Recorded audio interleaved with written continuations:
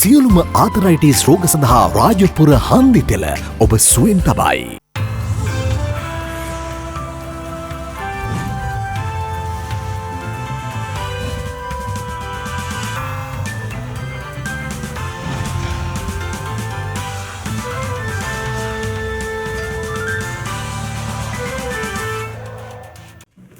ආයුබෝවන් යථාර්ථවාදීව ලෝකයේ දෙස බලන්නට සත්‍ය සිදුවීම් සම්පින්නනයක පුවත් දිගහැරම ප්‍රධාන රූපවාහිනී 6 ප්‍රධාන ප්‍රවෘත්ති විකාශය සමගින් මම භාග්‍ය තනංචිල්ල කොල්ල ප්‍රථමයෙන් අවධානය දවසේ ප්‍රධාන ප්‍රවෘත්ති සිරස්තල වෙත.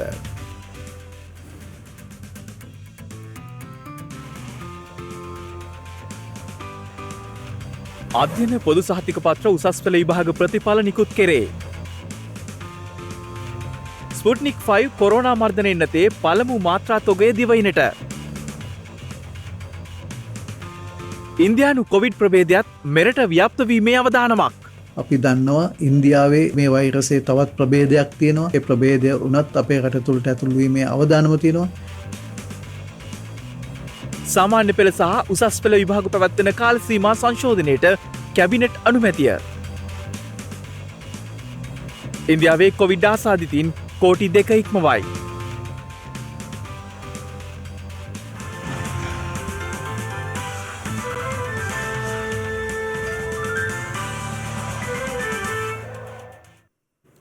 දෙදහස් විස්ස අධ්‍යයන පොදු සහතික පත්‍ර උසස් පෙළ විභාගයේ ප්‍රතිඵල විභාග දෙපාර්තමේන්තුව විසින් අද පස්වරුවේ නිකුත් කළා. 2020 අධ්‍යයන පොදු සහතික පත්‍ර උසස් පෙළ විභාගයේ ප්‍රතිඵල මේ වන විට නිකුත් කර තිබෙනවා. රට තුළ පැවති කොරෝනා වසංගත තත්ත්වය හේතුවෙන් සෞඛ්‍ය මාර්ගෝපදේශවලට අනුකූලව පසුගිය ඔක්තෝබර් 12 වෙනිදා උසස් පෙළ විභාගය ආරම්භ වුණා. එහිදී විභාග මධ්‍යස්ථාන 2648ක උසස් පෙළ විභාගය සඳහා අයදුම්කරුවන් 3,62,824 දෙනෙකු පෙනී සිටියා. ඒ අනුව විභාග අපේක්ෂකයින්ට විභාග දෙපාර්තමේන්තුවේ www.donets.lk යන නිල වෙබ් අඩවියට පිවිසීමෙන් ප්‍රතිඵල ලබා ගත හැකියි. අඛණ්ඩව 7 වන දිනටත් මෙරට වැඩිම දෛනික ආසාදිතයින්ගේ වැඩිවීමක් ඊයේ දිනේ වාර්තා වුණා. ඒ අනුව ඊයේ දිනේ මෙරට නව කොවිඩ් ආසාදිතයින් 1923 දෙනෙකු හඳුනා ගැනීමත් සමග මෙරට සමස්ත කොවිඩ් ආසාදිතයින්ගේ සංඛ්‍යාව 1,13,676ක් දක්වා ඉහළ ගොස් තිබෙනවා. මෙරට කොවිඩ් ව්‍යාප්තියේ තෙවන රැල්ල ආරම්භයෙන් පසු ගත වූ සතිය තුළ පමණක් ආසාදිතයන් 11,000ක් වාර්තා වී තිබෙනවා. මෙරට තුළ පළමුවරට කොවිඩ් ආසාදිතයන් 16 සීමාව ඉක්මවා ගියේ පසුගිය 27 වනදා වන අතර එදින සිට මෙරට දෛනිකව වාර්තා වන කොවිඩ් ආසාදිතයන්ගේ සංඛ්‍යාව අඛණ්ඩව වැඩිවීමක් දක්නට ලැබුණා. ඒ අනුව ඊයේ දිනේ වාර්තා වූ ආසාදිතයන් 1923 දෙනා වාර්තා වූයේ අඛණ්ඩව 7 වන දිනටත් මෙරටින් වාර්තා වූ වැඩිම ආසාදිතයන් සංඛ්‍යාව ලෙසයි. ඊයේ දිනේ හඳුනාගත් ආසාදිතයන් අතරින් වැඩි සංඛ්‍යාවක් කොළඹ දිස්ත්‍රික්කයෙන් හඳුනාගෙන ඇති අතර එම සංඛ්‍යාව 529ක්. එසේම කළුතර දිස්ත්‍රික්කයෙන් ආසාදිතයන් 264ක් සහ ගම්පහ දිස්ත්‍රික්කයෙන් ආසාදිතයන් 232 දෙනෙකුද හඳුනා ගැනුණා. ඒ අනුව බස්නාහිර පළාතෙන් ඊයේ දිනේ දෛනික ආසාදිතයන් 1025 දෙනෙකු හඳුනා ගැනීමත් සමග බස්නාහිර පළාතෙන් මේ වන විට හඳුනාගෙන ඇති සමස්ත ආසාදිතයන් සංඛ්‍යාව 65756ක් බවයි COVID-19 පැතිරීම වැළැක්වීමේ ජාතික ක්‍රියාන්විත මධ්‍යස්ථානය සඳහන් කළේ. මීට අමතරව ගාල්ල දිස්ත්‍රික්කයෙන් ආසාදිතයන් 154ක්, නූර එළිය දිස්ත්‍රික්කයෙන් ආසාදිතයන් 104ක්, මාතර දිස්ත්‍රික්කයෙන් ආසාදිතයන් 81ක්, රත්නපුර දිස්ත්‍රික්කයෙන් ආසාදිතයන් 82ක්, අනුරාධපුර දිස්ත්‍රික්කයෙන් ආසාදිතයන් 69ක්, පොළොන්නරුව දිස්ත්‍රික්කයෙන් ආසාදිතයන් 66ක්, මහනුවර දිස්ත්‍රික්කයෙන් ආසාදිතයන් 58ක් සහ මාතලේ දිස්ත්‍රික්කයෙන් ආසාදිතයන් 50ක් ලෙස වාර්තා වී තිබෙනවා. මේ අතර ඊයේ දිනේ මෙරටින් කොවිඩ් ආසාදිත මරණ 13ක්ද වාර්තා වුණා. ඒත් සමග මෙරට කොවිඩ් ආසාදිත මරණ සංඛ්‍යාව 700 සීමාව ඉක්මවා ගිය අතර ඒ අනුව මෙරටින් වාර්තා වන කොවිඩ් ආසාදිත මරණ සංඛ්‍යාව 709ක්. එමෙන්ම එම මරණ අතුරින් 12කටම හේතු වී ඇත්තේ කොවිඩ් නියුමෝනියා තත්ත්වය බවයි රජයේ ප්‍රවෘත්ති දෙපාර්තමේන්තුව සඳහන් කළේ. මෙරට පළමු කොවිඩ් මරණය වාර්තා වුණේ පසුගිය වසරේ මාර්තු මාස 28 වැනිදා.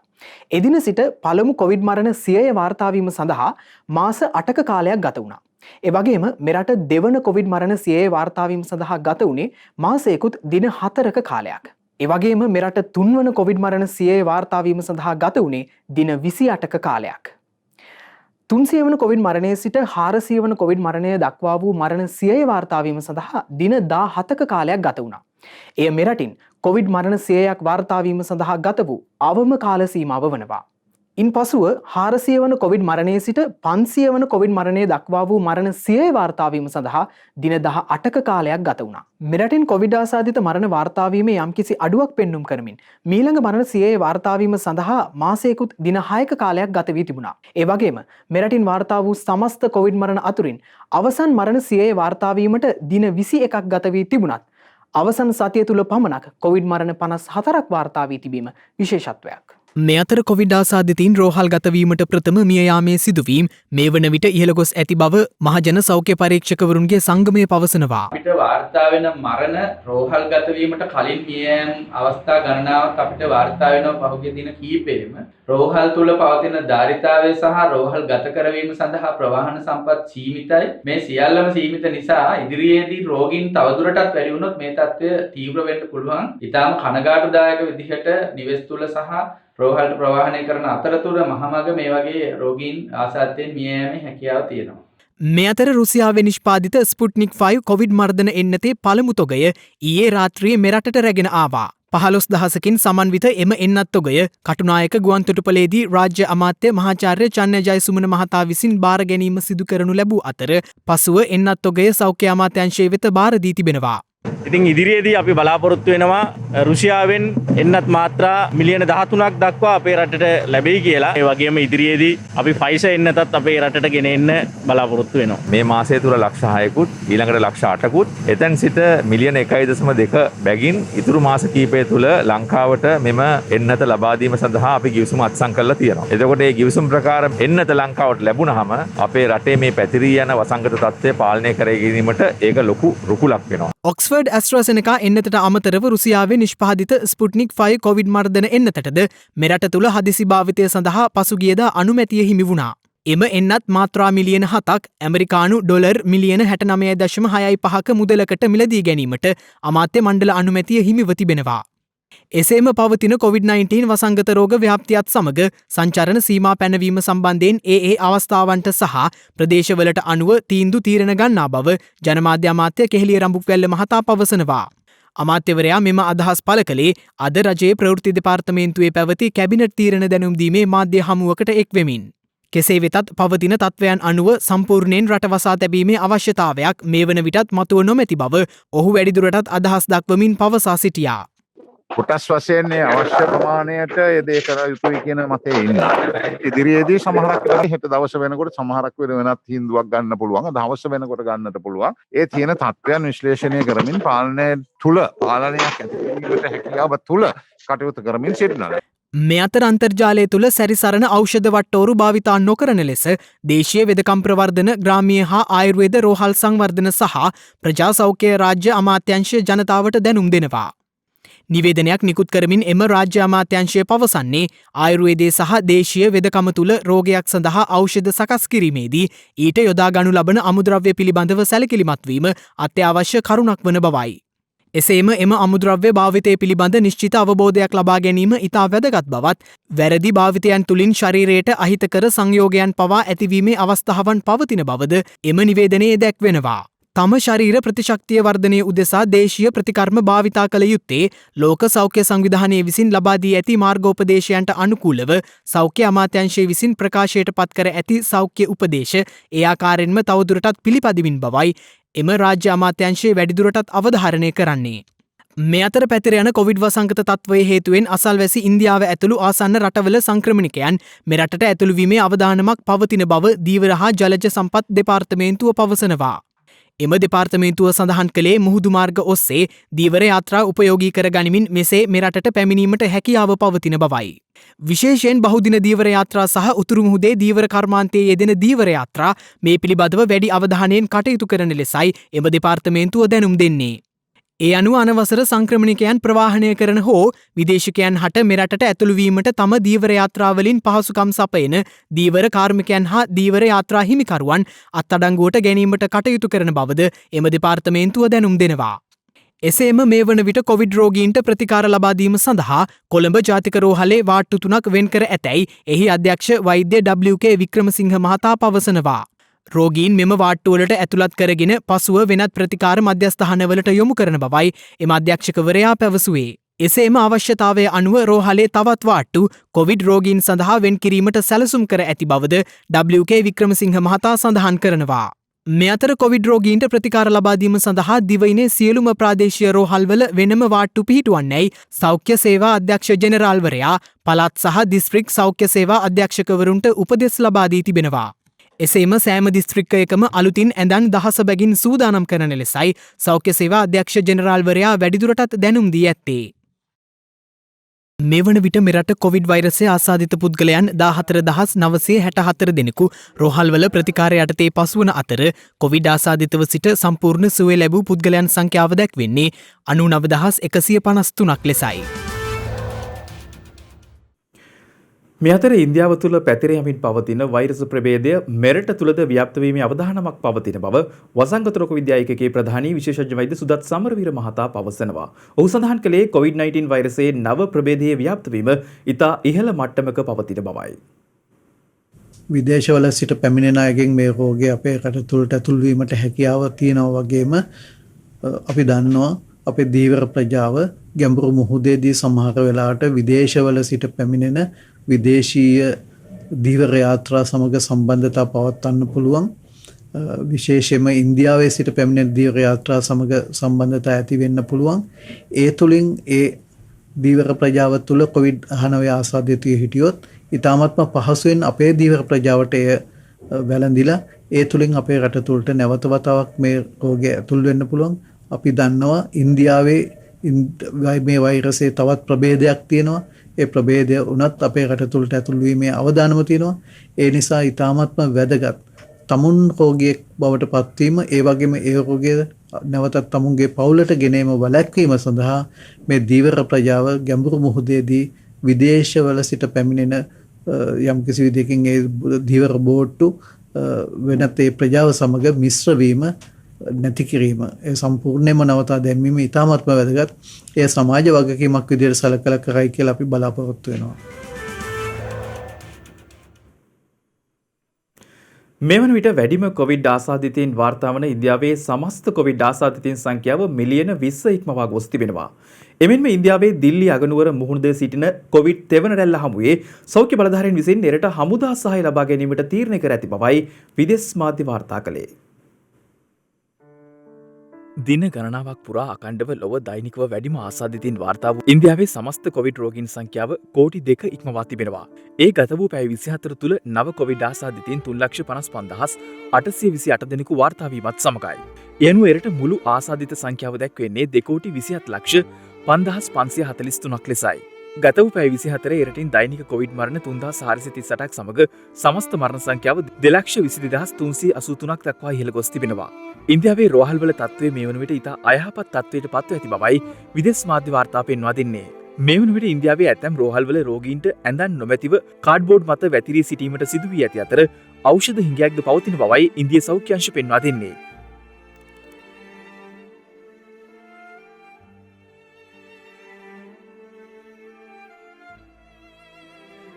එමෙන්ම විදේශ වාර්තා සඳහන් කළේ ඉන්දියාවේ නවදිල්ලි අගනුවර රෝහල්වල පවතින අර්බුදකාරී තත්ත්වය හමුවේ කොවිඩ් සත්කාර සේවා හා දැඩි සත්කාර ඒකක පවත්වාගෙන යාමට ප්‍රාන්ත රජය හමුදාවේ සහායද ඉල්ලා ඇති බවයි. නගරයේ රෝහල්වල දැඩි සත්කාර ඒකක මේ වන විට රෝගීන්ගෙන් පිරී ඇති අතර ඔක්සිජන් හිඟේ හේතුවෙන් රෝහල් තවදුරටත් පවතින අර්බුදයේ සැලකිල්ලට ගනිමින් මෙම තීරණයට එළම ඇති බවයි එරට සෞඛ්‍ය බලධාරීන් අවධාරණය කරන්නේ. මේ අතර ඉන්දියාවේ කර්ණාටක ප්‍රාන්තයේ රජයේ රෝහලක ඔක්සිජන් නොමැතිව කොරෝනා රෝගීන් 24 දෙනෙකු ජීවිතක්ෂයට පත්ව තිබෙනවා. ඒ පිළිබඳව කර්ණාටක ප්‍රාන්තයේ බලධාරීන් වාර්තාවක්ද කැඳවීමටයි පියවරගෙන ඇත්තේ. කෙසේ වෙතත් එම රෝහලෙන් වාර්තා වූ සියලු මරණ ඔක්සිජන් හිඟ හේතුවෙන් සිදු වී නොමැති බවටයි ප්‍රාන්ත බලධාරීන් අවධාරණය කරන්නේ.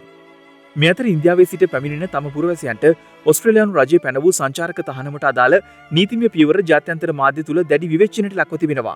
ඊයේ සිට බලපැවැත්වෙන පරිදි ඉන්දියාවේ සිට පැමිණෙන ඔස්ට්‍රේලියානු පුරවැසියෙකුට වසර 5ක සිරදැනුවමක් සහ ඇමරිකානු ඩොලර් 66000ක දඩමුදලක් නියම කිරීමටයි එරට රජය පියවරගෙන ඇත්තේ. ඒ අනුව ඉන්දියාවේ සිටින ඔස්ට්‍රේලියානුවන් 9000ක පමණ පිරිසක් මේ හේතුවෙන් දුෂ්කරතාවයට පත්ව සිටින බව විදේශ වාර්තා පෙන්වා දෙනවා.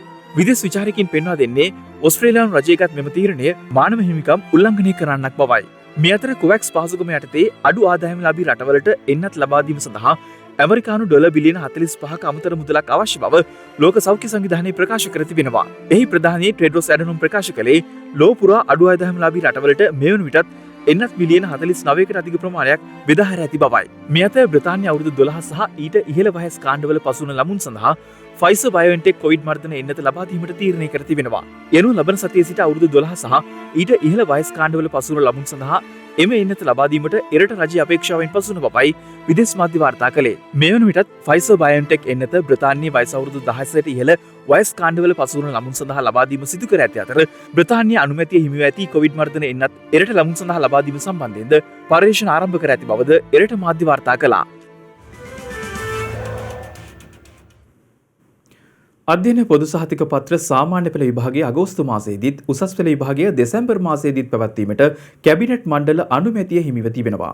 අද පැවති කැබිනට් තීරණ දැනුම් දීමේ මාධ්‍ය හමුවට එක්වෙමින් කැබිනට් මාධ්‍ය ප්‍රකාශක අමාත්‍ය කෙහෙලිය රමුක්කෙල්ල මහතා මේ අදහස් පළ කළා. මේ ඒ තීරණ වගේම තවත් කැබිනට් තීරණ කිහිපයක්. ලෝකයේ දියුණු රටවල් වල සාමාන්‍ය විශ්වවිද්‍යාලයට ඇතුල් වීම අවුරුදු 16 17 සිදුවෙන අතර ලංකාවේ විවිධ හේතුන් නිසා 19 20 වගේ කාල පරාසයක් තුල තමයි විශ්වවිද්‍යාලයට දරුවන් ඇතුල් වෙන්නේ. ඒ සම්බන්ධව අවධානය යොමු කරමින් ඒ කාල සීමාව අඩු කිරීමේ ව්‍යායාමයක් හැටියට ආපෝෂ සාමාන්‍ය පෙළ සාමාන්‍යයෙන් දෙසැම්බර් මාසයේ පැවැත්වෙන විභාගය ඊට මාස 3කට පෙර අගෝස්තු මාසයේ පැවැත්වීමට තීන්දුව කරනවා. එතනින් මාස 3ක් ඒ අඩුව ඒ වගේම උසස් පෙළ අගෝස්තු මාසෙ තිබෙන එක ජනවාරි මාසෙට ගෙන ආපුවාම මාස 8ක ඉතුරුවක් දල වශයෙන් මාස 11ක ඉතුරුවක් එතන ඇති වෙනවා.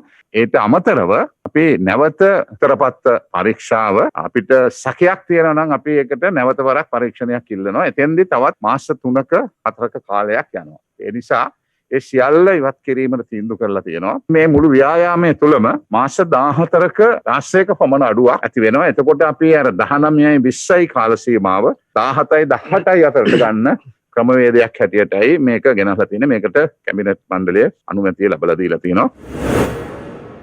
පවතින කොවිඩ් තත්ත්වය පිළිබඳව සැලකිල්ලට අරගෙන ගරු සෞඛ්‍ය අමාත්‍ය පවිත්‍රා වන්‍යාරච්චි මැතිනිය විසින් ශ්‍රී ලංකාවේ කොවිඩ්-19 වසංගතයේ මේ තෙවන රැල්ල ආශ්‍රිතව PCR ධාරිතාව වැඩි කිරීම සඳහා අවශ්‍ය ප්‍රතිපාදන ලබා ගැනීම සඳහා ඉදිරිපත් කරන ලද කැබිනට් පත්‍රිකාවට කැබිනට් අනුමැතිය ලබා දුන්නා.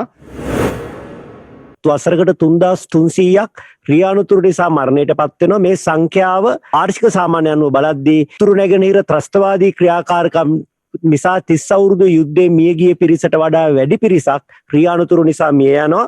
මේ කාරණේ සැලකිල්ලට අරගෙන සෑම වසරකම නොවැම්බර් මාස 3 වන ඉරිදාගෙන් ආරම්භ වන සතිය ක්‍රියානුතුරු වලට ලක් වූ වින්දිතයන් සීකිරීමේ ජාත්‍යන්තර දිනයේ වශයෙන් ඒ 3 වෙනි ඉරිදා නම් වෙනවා. ඒ දිනේ සිට පත්වන සතිය ක්‍රියානුතුරු අවම කිරීම සඳහා වෙන මාර්ග ආරක්ෂණ සතිය ලෙස නම් කරන්නත් ඒ සතිය පුරාවට ක්‍රියානුතුරු අවම කර ගැනීමට ජනතාව දැනුවත් කිරීමටත් අමාත්‍ය මණ්ඩලය තීරණය කරා. පුද්ගලික හා රාජ්‍යංශීය සේවකයන්ට සේවයට පැමිණීමේදී වෙන වෙනම කාලයන් ලබා දෙන ලෙස දුම්රිය දෙපාර්තමේන්තුව ඉල්ලීමක් කර තිබෙනවා. එම දෙපාර්තමේන්තුවේ නියෝජ්‍ය සාමාන්‍ය අධිකාරී ගාමිණී සෙනවිරත්න මහතා සඳහන් කළේ එමගින් දුම්රිය ප්‍රවාහනයේදී ඇතිවන තදපදය අවම කරගත හැකි බවයි. ඊයේ දිනේදී ආරක්ෂකාංශ නිලධාරීන් සෞඛ්‍ය නිලධාරීන් දුම්රිය දෙපාර්තමේන්තුවේ නිලධාරීන්ගේ සහභාගීත්වයෙන් පැවති විශේෂ සාකච්ඡාවකදී මෙම යෝජනාව ඉදිරිපත් කර තිබෙනවා. කොවිඩ් පළමු රැල්ල පැවති කාල සීමාවේදී රාජ්‍ය සහ පෞද්ගලික සේවකයන් සේවයට කැඳවීමේදී කාලවේලාවන් දෙකක් වෙන් කිරීම හරහා දුම්රිය මගින් අතර තදබදයක් සිදු නොවූ බවයි දුම්රිය දෙපාර්තමේන්තුවේ නියෝජ්‍ය සාමාන්‍ය අධිකාරී ගාමිණී සෙනවිරත්න මහතා ප්‍රකාශ කළේ. දුම්රිය දෙපාර්තමේන්තුවෙන් වාර ප්‍රවේශ පත්‍ර පමණක් රැගෙන යන මගින් සංඛ්‍යාව 65000කට ආසන්නයි. නමුත් විශේෂයෙන්ම කාර්යාල දුම්රිය සඳහා ආසන පමණක් ලබා දීලා අපිට මගින් අරගෙන යෑකේ උපරිම වශයෙන් 26000ක් පමණයි. මීට අමතරව සාමාන්‍ය ප්‍රවේශ පත්‍ර රැගෙන මගින් සාමාන්‍ය දිනකදී ලක්ෂ 4කට ආසන්න ප්‍රමාණයක් කොළඹ කරා ඇදෙනවා දුම්රිය වලින්. ඒ නිසා මේක අපිට අර බස් රථවල කරා වගේ දුම්රියේ කරන්න ඉතා අපහසුයි. දුම්රිය ස්ථානයකට මගියෙක් යන්න ආපුවම අපි අනිවාර්යයෙන්ම ඒ මගියා අදාළ තැනට ප්‍රවාහනය කළ යුතුයි. ඒ නිසා මේකෙදි අපි කරන්න ඕන මගින්ගේ ඒම අඩු කර ගැනීම සඳහා විශේෂයෙන්ම රජයෙන් අමාත්‍යංශයෙන් අපි ඉල්ලීමක් කරනවා අර සේවයට පැමිණෙන වෙලාව මීට පෙර කරාක්මෙන් වෙනස් කරලා මේ සඳහා අපිට සහයෝගය ලබා දෙන්න කියලා අපි නොපමාව ඒ කටයුත්ත කරනවා. මේ අතර අද දිනේ සිට තවත් කාර්යාල දුම්රිය කිහිපයක්ද ධාවනයට එක් කර තිබෙනවා. අපි බලාපොරොත්තු වෙනවා අද දිනේ සිට අලුත්ගම පොල්ගහවෙල මිහිරිගම සහ වේයන්ගොඩ ඊට අමතරව ගම්පහ සිටත් ඉවසෙන්ම ජනතාව කොළඹට පැමිණෙන ස්ථානවල සිට දුම්රිය ගමන්වාර කාර්යාල දුම්රිය ගමන්වාර වැඩි කිරීමට COVID-19 වසංගතයේ පැතිරීම හේතුවෙන් රැකියාවලට පැමිණීමට නොහැකිව නිවෙස්වලට වී සිටින සේවකයන්ට වැටුපෙන් භාගයක් ගෙවීමට වැඩපිළිවෙලක් සකස් කර ඇති බව කම්කරු අමාත්‍ය නිමල් සිරිපාල ද සිල්වා මහතා අද ප්‍රකාශ කළා. කොවිඩ් වසංගතය පැතිරියාමත් සමගම කම්කරු දෙපාර්තමේන්තුවත් හාම්පුතුනුත් ඒවගේ වෘත්තීය සමිති නායකයනුත් සියල්ල ජාතික මට්ටමින් එකතු වෙලා මේ කොවිඩ් වසංගතයට මුහුණ දීම සඳහා වැඩපිළිවෙලක් සකස් කළා. මේ වැඩපිළිවෙල අනුව කොවිඩ් වසංගතය නිසා රැකියාවට පැමිණෙන්නට බැරුව ගෙවල් වල ඉන්න අයට වුණා අපි පඩියෙන් භාගයක් ගෙවන්න. ඒ අනුව ඒ අයට පඩියෙන් භාගයක් ගෙවනවා. වැඩට එන අයට සම්පූර්ණ පඩිය ගෙවනවා. ඒ වගේම යම් කොවිඩ් ආසාදනය නිසා මේ තත්ත්වය නිසා කර්මාන්තශාලා වහන්නට සිදු වුණොත් එම සේවය අවසන් කිරීම පනත යටතේ ඔවුන්ට වන්දි ලබා ගැනීමට අපි ඉඩකඩ සලසා දීලා තියෙනවා. මේ අතර විදේශගත ශ්‍රමිකයන් මෙරට තුළදී නිරෝධනය කිරීම සඳහා හෝටල් පහසුකම් ලබාගෙන තිබෙන බවද අමාත්‍යවරයා වැඩිදුරටත් සඳහන් කළා. විදේශීය ශ්‍රමිකයන්ගෙන් දැන් ලංකාවට තවත් 30000ක් පමණ ප්‍රමාණයක් ලංකාවට එන්නට බලාපොරොත්තු ඉන්නවා. ඒ සඳහා අපේ විදේශ සේවා කාර්යාංශය දැන් මැදිහත් වෙලා ඔවුන්ව නිරෝධායනය කිරීම සඳහා හෝටල් පහසුකම් ගල් ගෙවලා දැන් ලෑස්ති කරලා තියෙනවා. හෝටල් කාමර 684ක් පමණ. ඉතින් ඒ නිසා ඉදිරි මාස කිහිපය තුලදී ඔවුන්ව නිරෝධායනය කිරීමේ පහසුකම් ලබා දෙන්න පුළුවන්.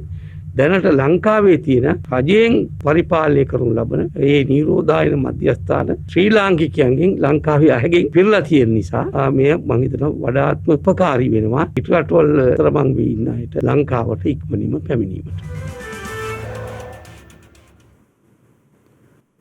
අවධානය විදේශ පුවත් වෙත. මෙක්සිකෝවේ අගනුවර සිදු වූ දැවැන්ත දුම්රිය අනතුරකින් පුද්ගලයන් 23 දෙනෙකුට දිවි අහිමි වී ගොස් තිබෙනවා. මෙක්සිකෝවේ අගනුවර නගරාන්තර දුම්රිය මාර්ගයක අධිවේගී දුම්රියක් ගමන් කරමින් තිබියදී එම අධිවේගී මාර්ගයේ කඩා වැටී තිබෙනවා.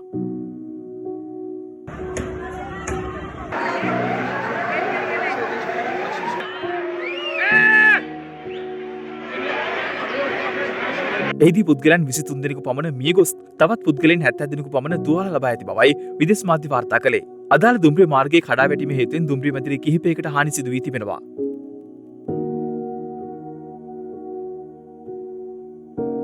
එමෙන්ම මෝටර් රථයකට සහ තවත් දේපල කිහිපයකටද හානි සිදු වී ඇති බවයි එරට මාධ්‍ය වාර්තා කළේ. මෙක්සිකෝ නගරයේ නගරාධිපති ක්ලෝඩියා ෂයින්බෝම් සඳහන් කළේ සෝදිසි හා ගලවා ගැනීම මෙහෙයුම් එරට ගිනි නිවෙන බටහින් සහ ආපදා කළමනාකරණ අංශය එක්ව සිදු කරමින් පවතින බවයි. එමෙන්ම සමහර පුද්ගලයන් තවමත් සුන්බුන් අතර සිරවී සිටින බැවින් මරණ සංඛ්‍යාවද තවදුරටත් ඉහළ යා හැකි බවයි ඔහු අවධාරණය කර ඇත්තේ. ලොව විශාලතම වේගවත් සංක්‍රමණ දුම්රිය පද්ධතියක් සහිත මෙක්සිකෝවේ දිනකට මගින් මිලියන ගණනක් රැගෙන යන බවයි විදේශ මාධ්‍ය වාර්තා කළේ.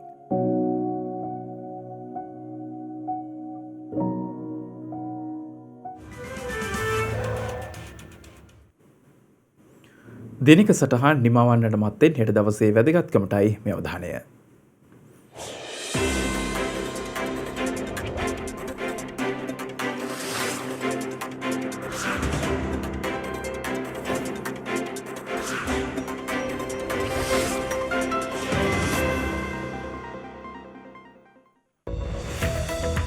හෙට මැයි මස 5 වෙනිදා ලොව පළමු මිනිස් අක්මාබද්ධය ඇමරිකාවේදී වෛද්‍ය තෝමස් ස්ටාලස් විසින් අවුරුදු 48ක් වයස ඇති පුද්ගලයෙකු සඳහා සිදු කර ඇත්තේ 1963 මැයි මස 5 වන දිනයි.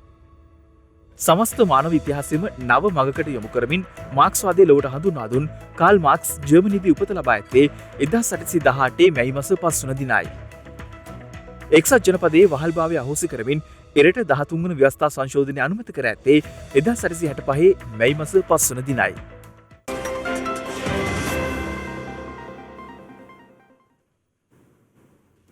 ඒත් සමගින් ශ්‍රද්ධා රූපවාහිනී ප්‍රධාන තොරතුරු විකාශය නිමවට පත් වෙනවා. හමුවෙමු හෙටත් සවස 6යි පිටට. තෙරුවන් සරණයි. නමෝ බුද්ධාය. මෙවැනි වැදගත් පුවත් නැරඹීම සඳහා ශ්‍රද්ධා TV News YouTube චැනලය සබස්ක්‍රයිබ් කර සීනුව සලකුණ වන්න.